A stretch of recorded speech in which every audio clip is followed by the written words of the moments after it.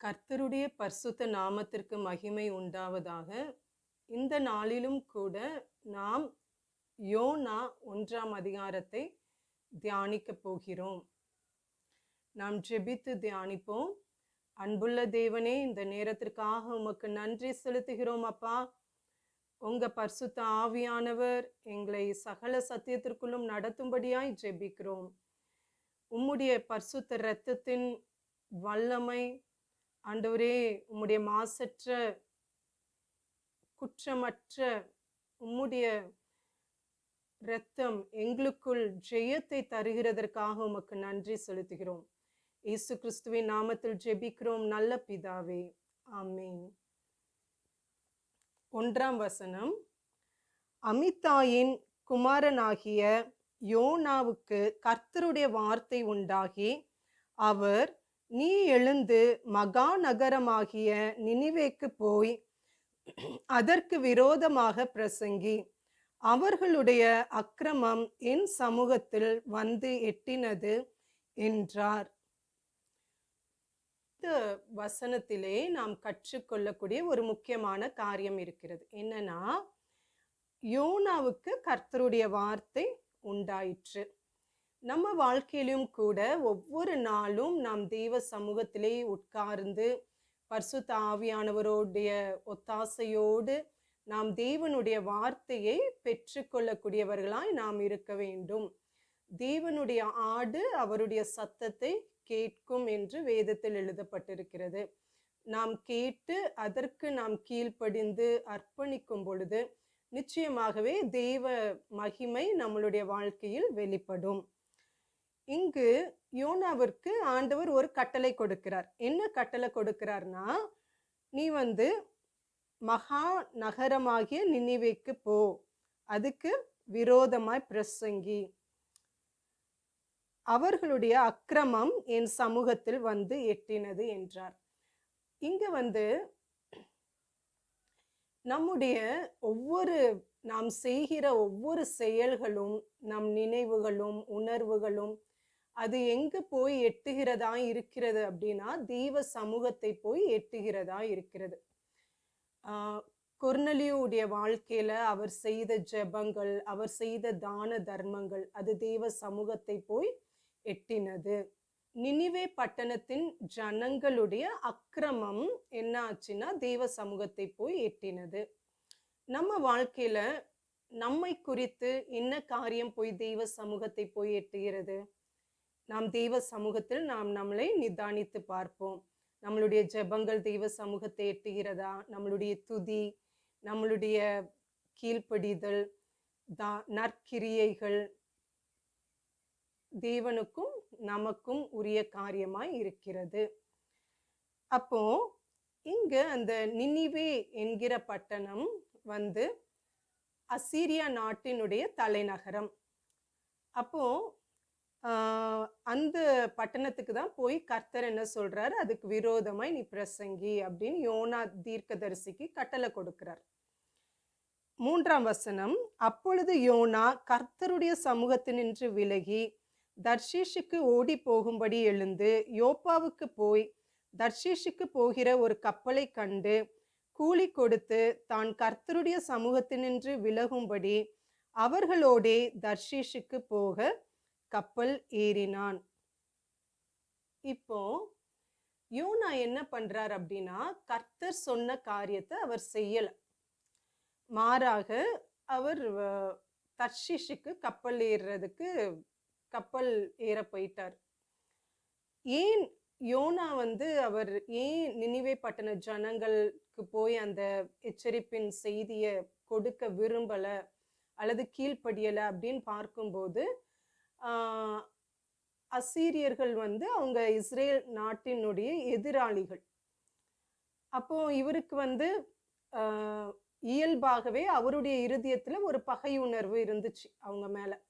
அதனால பகைஞர்கள் ஏன் மனம் திரும்பணும், ஏன் ரட்சிக்கப்படணும் அப்படிங்கிற ஒரு அவருக்கு தனிப்பட்ட விதத்தில் இருந்த ஒரு விருப்பமற்ற அந்த நினைவின் நிமித்தம் தான் அவர் என்ன பண்றாருன்னா, கர்த்தர் சொன்ன காரியத்தை அவர் செய்யாம அவர் எங்க போறாருன்னா, இன்னொரு தர்ஷீஷ் வேற இடத்துக்கு அவர் கப்பல் ஏறிட்டார். இங்க என்ன எழுதப்பட்டிருக்கு அப்படின்னா, தேவ சமூகத்தினின்று, கர்த்தருடைய சமூகத்தினின்று விலகி. அப்ப அவர் கீழ்ப்படியாத பொழுது அவர் எங்க இருந்து விலகி போறாரு? தேவ சமூகத்தை விட்டு விலகி போகிறார்.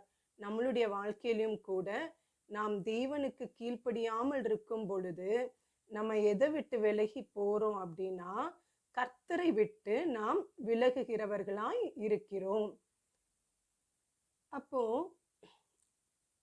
தேவனுடைய பிள்ளைகளாய் நாம் இருக்கும் பொழுது, அவருடைய சத்தத்தை கேட்டு நடக்கிறவர்களாய் இருக்கும் பொழுது, அவருடைய தெரிந்து கொள்ளுதல் நம்மளுடைய வாழ்க்கையில் இருக்கும் பொழுது, எப்பொழுதுமே அவர் சொல்வதை நாம் செய்வதே நமக்கு பாதுகாப்பு. நம்மோடு கூட இருக்கிறவர்களுக்கும் அது பாதுகாப்பாய் நன்மைக்கு ஏதுவாய் இருக்கும். அடுத்ததாக நம்ம பார்த்தோம் அப்படின்னா, கர்த்தர் சமுத்திரத்தின் மேல் பெருங்காற்றை வரவிட்டார். அதனால் கடலிலே கப்பல் உடையும் என்று நினைக்கத்தக்க பெரிய கொந்தளிப்பு உண்டாயிற்று. கர்த்தர் என்ன பண்றாருன்னா, யோனாவுடைய வாழ்க்கையில இடைபடுகிறார். அவர் ஒரு பெருங்காற்றை வரவிட்டார் சமுத்திரத்தின் மீது. அது நிமித்தம் என்ன நடக்குது அப்படின்னா, கப்பல் உடையும் என்று நினைக்கத்தக்க பெரிய கொந்தளிப்பு உண்டாயிற்று. இப்போ கர்த்தர் யோனாவை விட்டுட்டு வேற ஆளை அனுப்பியிருந்திருக்கலாம், அல்லது யோனா தர்ஷீஷுக்கு போனதுக்கு அப்புறம் அவரை நினிவேக்கு அனுப்பியிருந்திருக்கலாம். ஆனா கர்த்தருடைய செய்கைகள், அவருடைய வழிகள், அவருடைய வழி நடத்துதல்கள் எல்லாமே அது வித்தியாசமானதாக தான் இருக்கும். நம்ம ஒரு காரியத்தை ஒரு விதமாய் செய்யலாம் என்று நினைப்போம். ஆனால் தேவன் அவருடைய திட்டங்களையும் தீர்மானங்களையும் வைத்திருக்கிறவராய் இருக்கிறார்.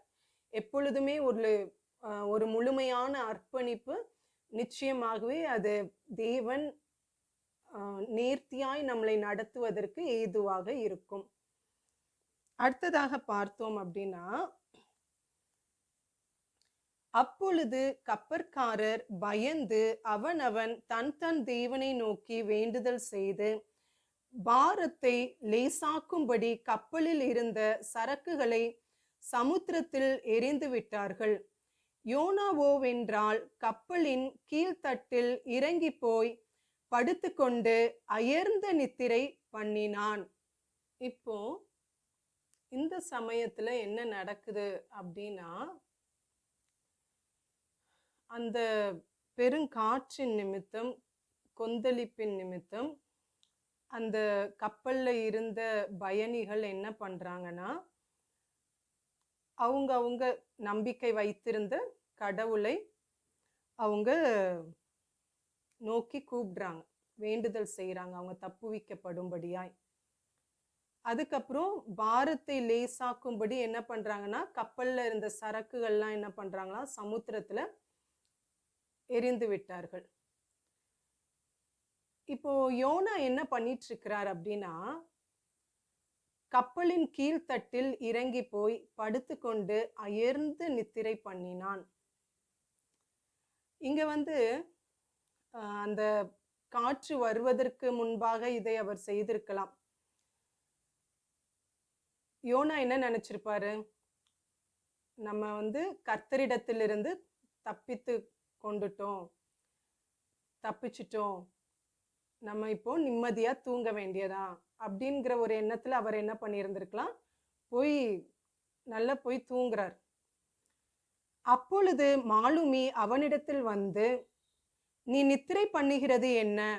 எழுந்திருந்து உன் தேவனை நோக்கி வேண்டிக்கொள், நாம் அழிந்து போகாதபடிக்கு சுவாமி ஒருவேளை நம்மை நினைத்தருளுவார் என்றான். அப்போ மாலுமி அவரிடத்துல யோனாவிடத்துல என்ன சொல்றாரு, நீ நித்திரை பண்ணுகிறது என்ன?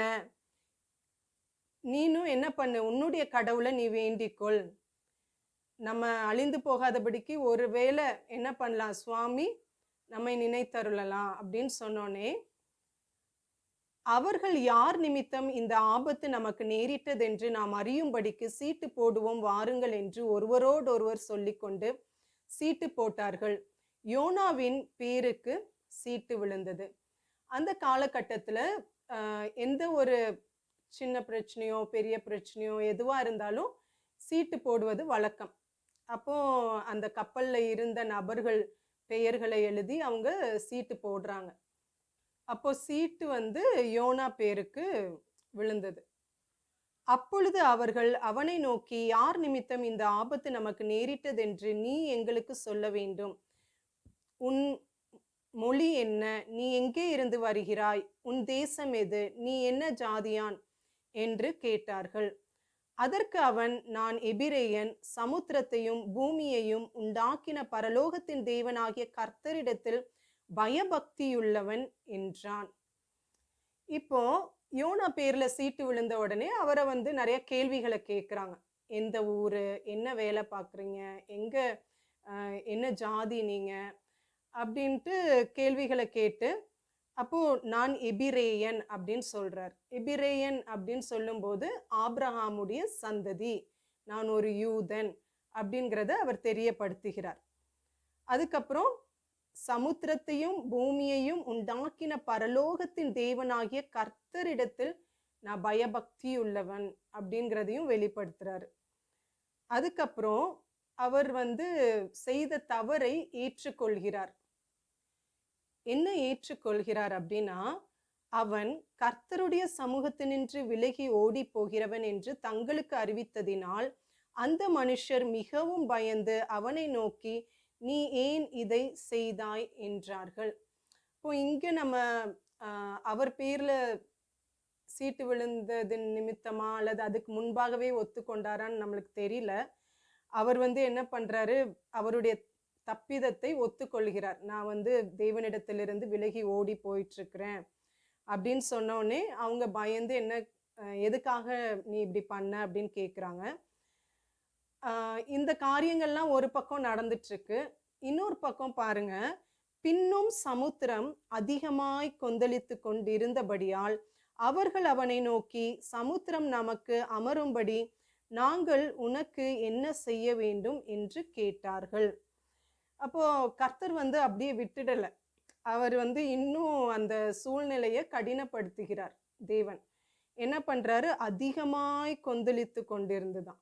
அப்போ உடனே இந்த கூட இருந்த பயணிகள்லாம் என்ன கேட்குறாங்க, என்ன பண்ணணும், சமுத்திரம் வந்து சமாதானமாகணும், அந்த கொந்தளிப்பு மாறணும்னா என்ன பண்ணணும் அப்படின்னு அவர்கிட்ட கேட்குறாங்க, யோனாட்ட. அதற்கு அவன், நீங்கள் என்னை எடுத்து சமுத்திரத்திலே போட்டு விடுங்கள், அப்பொழுது சமுத்திரம் உங்களுக்கு அமர்ந்திருக்கும், என் நிமித்தம் இந்த பெரிய கொந்தளிப்பு உங்கள் மேல் வந்ததென்பதை நான் அறிவேன் என்றான். அப்போ அவங்களுக்கு ஒரு தீர்வை யோனா சொல்லுகிறார். என்ன தீர்வு சொல்றாருன்னா, என்னைய தூக்கி கடல்ல போட்டுருங்க, சமுத்திரத்துல போட்டுருங்க, அப்போ உங்களுக்கு கடல் வந்து அமைதி ஆயிரும், ஏன்னா நான் தான் இந்த கொந்தளிப்புக்கு காரணம் அப்படின்ட்டு சொல்றார், ஒத்துக்கொள்றார். இப்போ இதை கொஞ்சம் நம்ம யோசிச்சு பார்க்கும் பொழுது நிச்சயமாய் ரொம்ப ஒரு நெருக்கடியான ஒரு சூழல் ஆண்டவர் வந்து ஏற்படுத்துகிறார். நான் விசுவாசிக்கிறேன், நிச்சயமாய் யோனா வந்து கர்த்தரை நோக்கி கூப்பிட்டு இருப்பார். இதுல எழுதப்படல, ஆனா நிச்சயமாய் அவர் தேவனை நோக்கி, நான் என்ன பண்ணணும் ஆண்டவரே, இதுக்கு தீர்வு என்ன அப்படின்னு கேட்டிருப்பாரு. கர்த்தர் தான் என்ன பண்ணியிருப்பாரு, இந்த ஆலோசனை கொடுத்திருப்பார். உன்னைய தூக்கி கடல்ல போட சொல்லு, கடல் அமைதி ஆயிரும் இல்லையா. ரொம்ப ஒரு பயமுறுத்துதலான ஒரு சூழல்ல. அப்போ யோனாவும் அதுக்கு என்ன பண்ணிடுறாரு, என்னைய தூக்கி போட்டுருங்க அப்படிங்கிறத சொல்றார். அந்த மனுஷர் கரை சேரும்படி வேகமாக தண்டு வலித்தார்கள். ஆனாலும் சமுத்திரம் வெகு மும்முரமாய் கொந்தளித்து கொண்டே இருந்தபடியால் அவர்களால் கூடாமற் போயிற்று. இப்போ கூட இருக்கிறவங்களுக்கு எல்லாருக்குமே என்னன்னா, எப்படியாச்சும் யோனாவை காப்பாற்றணும் அப்படிங்கிறதா அவங்களுடைய எண்ணம். ஏன்னா அவங்க எல்லாருக்குமே தெரியும், இந்த நடுக்கடல்ல இவ்வளோ ஆழமான ஒரு அலைகள் நிறைந்த ஒரு கொந்தளிப்பு நிறைந்த கடல்ல ஒரு மனுஷனை தூக்கி போட்டோன்னா நிச்சயமா அவர் வந்து உயிர் பிழைக்க மாட்டாரு, இறந்துருவாரு. அதனால அவங்களுக்கு அப்படிப்பட்ட ஒரு சூழல் வரக்கூடாது என்பதற்காக அவங்க என்ன பண்றாங்கன்னா, அவங்களால முடிந்த எல்லா முயற்சிகளையும் செய்து பார்க்கிறாங்க. ஆனா பார்த்தோம்னா, ஆ இந்த 13ஆம் வசனத்துல வெகு மும்முரமாய் ஆண்டவர் வந்து இன்னும் கடினப்படுத்துறார் சூழல. சமுத்திரம் வெகு மும்முரமாய் கொந்தளித்துக் கொண்டே இருந்தபடியால் அவர்களால் கூடாமற் போயிற்று. அப்போ இதுல நம்ம என்ன கற்றுக்கொள்ளலாம் அப்படின்னா, கர்த்தர் ஒரு காரியத்த கர்த்தருடைய தெரிந்து கொள்ளுதல் நம்ம வாழ்க்கையில இருக்கும்போது, அவர் ஒரு காரியத்தை செய்ய சொல்லும் பொழுது, அதுக்கு நம்ம கீழ்ப்படியல அப்படின்னா, அவர் நமக்கு நம்ம வாழ்க்கையில எதிர்பட்டு வந்தார் அப்படின்னா, யோனாவுடைய வாழ்க்கையில வந்த மாதிரி, எந்த ஒரு மனிதர்களாலும் நமக்கு உதவி செய்யவே முடியாது. அவர்கள் நமக்கு ஒத்தாசை அளிக்க முடியாது. எவ்வளோதான் அவர்கள் முயற்சித்தாலும். ஹalleluya! யோனா வாழ்க்கையில அதுதான் நம்ம முக்கியமா கற்றுக்கொள்ளலாம். ஏன்னா பலமுறை பல விதத்துல அவங்க வந்து முயற்சிக்கிறாங்க கூட இருந்த எல்லாருமே. ஆனா அவங்களால கர்த்தருடைய கரத்திலிருந்து யோனாவ தப்புவிக்க முடியல. அப்பொழுது அவர்கள் கர்த்தரை நோக்கி கூப்பிட்டு, கர்த்தாவே, இந்த மனுஷனுடைய ஜீவனின் நிமித்தம் எங்களை அழித்து போடாதேயும், குற்றமில்லாத இரத்த பலியை எங்கள் மேல் சுமத்தாதேயும். தேவரீர் கர்த்தர், உமக்கு சித்தமாய் இருக்கிறபடி செய்கிறீர் என்று சொல்லி யோனாவை எடுத்து சமுத்திரத்திலே போட்டு விட்டார்கள். சமுத்திரம் தன் மும்முரத்தை விட்டு அமர்ந்தது. ஹalleluya! எவ்வளோ பெரிய ஒரு விஷயம் இல்ல. யோனாவை தூக்கி போட்ட உடனே என்ன ஆயிடுச்சா, சமுத்திரம் வந்து தன் மும்முரத்தை விட்டு அமர்ந்ததாம். அவங்க அதுக்கு முன்னாடி பாருங்க, முதல் அவங்க வந்து அந்த கொந்தளிப்புல அவங்க வந்து அவங்க எந்தெந்த தேவன் மேல நம்பிக்கை வச்சிருந்தாங்களோ அந்தந்த தேவனை நோக்கி கூப்பிட்டார்கள் என்று வேண்டுதல் செய்தார்கள் என்று 5ஆம் வசனத்தில் இருக்கிறது. ஆனா 14ஆம் வசனத்துல நம்ம பார்த்தோம் அப்படின்னா, யோனாவின் தேவன் கர்த்தரை நோக்கி அவங்க கூப்பிட்டு அவங்க என்ன சொல்றாங்க, யோனாவுடைய ஜீவனின் நிமித்தம் எங்களை என்ன பண்ணிராதீங்க, அழித்து போற்றாதீங்க, குற்றமில்லாத இரத்த பலியை எங்கள் மேல சுமத்தாதீங்க, தேவரீர் கர்த்தர். ஹalleluya! அப்ப யோனாவின் தேவன் ஜீவனுள்ள தேவன், சமுத்திரத்தின் தேவன், வானத்தையும் பூமியையும் உண்டாக்கின தேவன் என்று அந்த கப்பலிலே பயணித்தவர்கள் அறிந்து கொண்டார்கள்.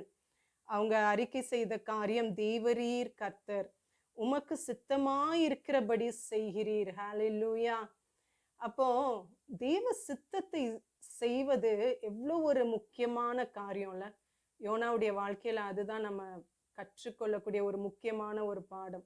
எப்படி இயேசு கிறிஸ்து வந்து பிதாவுடைய சித்தத்தை செய்ய தன்னை ஒப்பு கொடுத்தார். என்னுடைய சித்தம் இல்லை, பிதாவின் சித்தத்தை செய்ய தான் நான் வந்திருக்கிறேன்.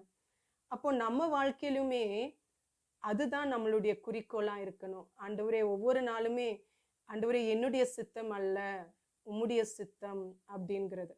இன்னும் நம்ம அந்த நினிவே பட்டண ஜனங்களின் மீது யோனா வைத்திருந்த ஒரு அவங்க மேல ஒரு பகை உணர்வு இருந்துச்சு அவருக்கு. அவங்கள பிடிக்கல அவருக்கு. ஆனா கர்த்தர் அவங்கள வந்து ரட்சிக்கணும்னு சித்தம் வச்சிருந்தார். கர்த்தர் அவங்கள நேசிச்சார். நம்ம வாழ்க்கையிலும் கூட கர்த்தர் சொல்லுகிறதெல்லாம், நம்மளை செய்ய சொல்லுகிற எல்லாமே நம்மளுக்கு விருப்பமா இருக்கும். நமக்கு வந்து ரொம்ப நம்ம அதை விரும்பி செய்வோம், அது பிடிச்சு செய்வோம் அப்படிங்கிறது கிடையாது. நம்ம வந்து மாம்சத்துல வந்து நம்ம அதை விரும்பாம இருக்கலாம். ஆனால் நம்ம வந்து, ஆண்டவரே ஏன் விருப்பம் இல்லை, உங்க விருப்பம், கர்த்தர் உன்னை விரும்புறாரா, அதுக்கு நம்மளை பரிபூர்ணமாய் ஒப்பு கொடுக்கும் பொழுது தெய்வ மகிமை விசேஷித்த விதமாய் இருக்கும். அடுத்ததாக நம்ம பார்த்தோம்னா, அப்பொழுது அந்த மனுஷர் கர்த்தருக்கு மிகவும் பயந்து கர்த்தருக்கு பலியிட்டு பொருத்தனைகளை பண்ணினார்கள். யோனாவை விழுங்கும்படி ஒரு பெரிய மீனை கர்த்தர் ஆயத்தப்படுத்தி இருந்தார். அந்த மீன் வயிற்றிலே யோனா ராப்பகல் 3 நாள் இருந்தான். இங்க என்ன பார்க்கிறோம் அப்படின்னா, அந்த கூட பயணித்தவர்கள் என்ன பண்ணாங்களாம், கர்த்தர் குறித்த ஒரு பயம் அவங்களுக்கு உண்டாயிற்று. அப்புறம் கர்த்தருக்கு அவங்க பலியிட்டு என்ன பண்ணாங்களாம், பொருத்தனைகளை பண்ணினார்களாம். யோனாவுக்கு என்ன ஆச்சுன்னா, யோனாவை விழுங்கும்படி ஒரு பெரிய மீன் வந்து ஆண்டவர் ஆயத்தப்படுத்தி இருந்தார். ஹalleluya. இந்த வசனத்துல அப்போ எவ்வளவாய் தேவன் அன்பு கூறுகிறார் என்கிறத நம்ம பார்க்க முடிகிறதுல்ல. ஆண்டவருடைய நோக்கம் வந்து, யோனா எனக்கு கீழ்ப்படியல, அவன் எப்படி போனா என்ன, அவன் இஷ்டத்துக்கு போகணும், போயிரட்டும் அப்படின்னு விட்டிருந்திருக்கலாம். அது ஒரு ஆப்ஷன். இன்னொரு ஆப்ஷன், அவர் வந்து சமுத்திரத்துல இறந்து போயிரட்டும் அப்படின்னு விட்டிருந்திருக்கலாம். அப்படியும் கர்த்தர் விடல. ஆனா ஆண்டவர் அழகா அவருடைய தீர்மானத்தின்படி என்ன பண்றாரு, ஒரு பெரிய மீனை ஆயத்தப்படுத்தி வைத்திருந்தாராம். ஹalleluya. நம்ம வாழ்க்கையிலும் கூட நம்ம வந்து ஒரு சில நேரங்கள்ல நம்ம புரிந்தோ புரியாமலோ அறிந்தோ அறியாமலோ சில நேரம் நம்ம யோனாவை போல கீழ்ப்படியாத சூழல்கள்ல அவர் நம்மளை சிட்சித்து திரும்பியும் அவர் பாதையில திரும்பும் பொழுது தேவன் நம்மளுக்கு காரியங்களை ஆயத்தப்படுத்தி வைத்திருக்கிறார், அவருடைய வழியில போய் சேர்க்கிறதற்கு. ஹalleluya. அவர் அவ்வளோ அன்புள்ள தேவன், மனதுருக்கம் உள்ள தேவன். அந்த மீன் வயிற்றிலே யோனா ராப்பகல் 3 நாள் இருந்தான்.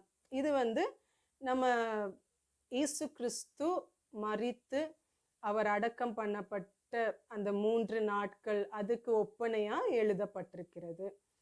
அப்போ நம்ம முக்கியமா இந்த 1ஆம் அதிகாரத்தில் கற்றுக்கொள்ளக்கூடிய ஒரு காரியம் என்னன்னா, தெய்வ சித்தத்திற்கு நம்மளை ஒப்பு கொடுப்பதே நம்மளுக்கும் நல்ல காரியம், நம்ம கூட இருக்கிறவங்களுக்கும் அது நல்ல காரியம். ஏன்னா நம்மளுக்கு ஒத்தாசை எல்லாம் அவர்தான், மனிதர்கள் நம்மளுக்கு ஒத்தாசை பண்ணவே முடியாது. நாம் ஜெபிப்போம். அன்புள்ள தேவனே, இந்த நேரத்திற்காக உமக்கு நன்றி செலுத்துகிறோம்.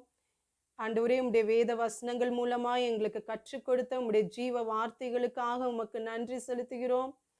கர்த்தாவே, உம்முடைய வார்த்தை எங்களை உருவாக்குகிறதற்காக, எங்களுக்குள் ஜீவனை உண்டாக்குகிறதற்காக, எங்கள் ஆத்துமாவை ஆண்டவரே அப்பா திடப்படுத்துகிறதா இருக்கிறதற்காக உமக்கு நன்றி செலுத்துகிறோம்.